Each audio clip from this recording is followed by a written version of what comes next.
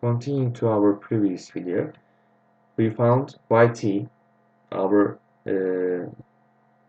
equation that we can get information about its height or at any given time its displacement. Now, for maximum height that a particle can reach in this kind of motion is like this.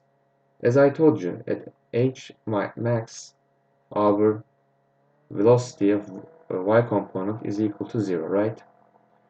And vyt is equal to voy minus gt, right, as we wrote.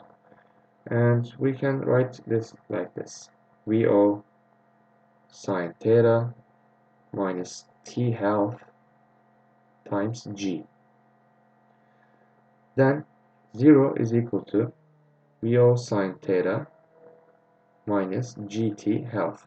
When I mean half, it's time that reaches to here. Is the half time of is time on air. So if you want to find, let's say, how many seconds did the particle spend time on air, then we will multiply this t half by 2. But right now we are just getting t half to reach this point. And then our t half would be equal to, oops, deleted that. So let's go a little bit downwards. So leaving this t half alone, t half is equal to vo sine theta over acceleration. And vy square t is equal to vo square y minus 2g h max is equal to 0. Then h max is equal to vo square y over 2g, and vo y is equal to sine theta. So vo sine theta square is equal to 2g. And this equation right here gives us maximum height. And what about its total time on air? Again, that is easy as well. So, as I told you, t total is equal to t 2 times t half, because it's going like this, and again going like this, and this is t half, and again this is t half. We are just multiplying it by 2. And this is equal to 2 times, what is t half? We just found it in the previous equation, v0 times sine theta over g. And what about the distance a particle travels? Meaning that r. So what is r? R is our starting point right here and our finishing point right here. Let's say our finishing right here. This is r. So how will we find r? It's easy. As I told you,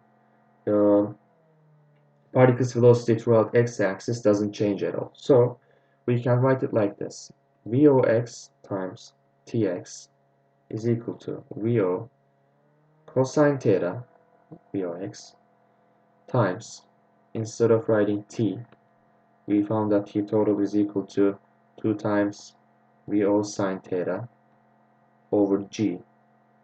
And then this becomes Vo square 2 sine theta cos theta, and as you know, this is equal to sine 2 theta. We will just count that in a second, over G.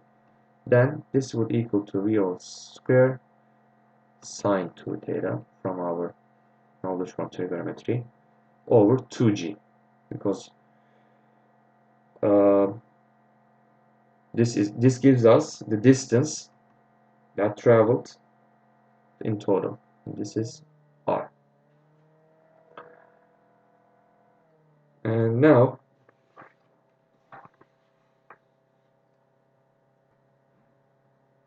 a particle's distance from the point is been thrown. And how are we going to find that? So we know that x is equal to Vox times t. Okay, and this is equal to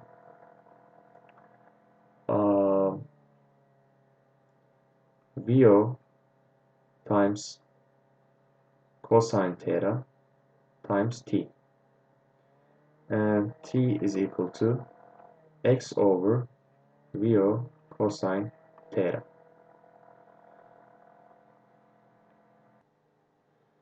This is also equal to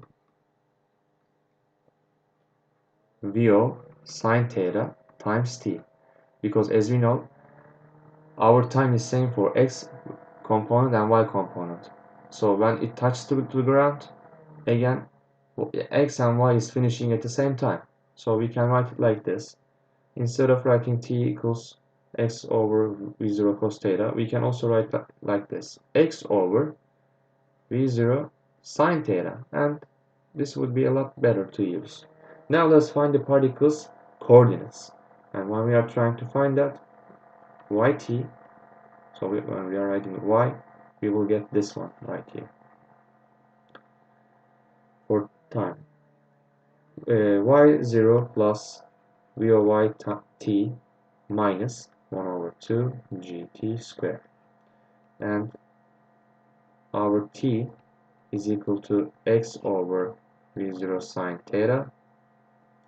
So yt is equal to Voy times x over v0 sine theta minus 1 over 2 g x over v0 sine theta squared. And this is it for this lesson. Now, in the next lesson, we will be solving questions. Thank you for listening. See you in the next video.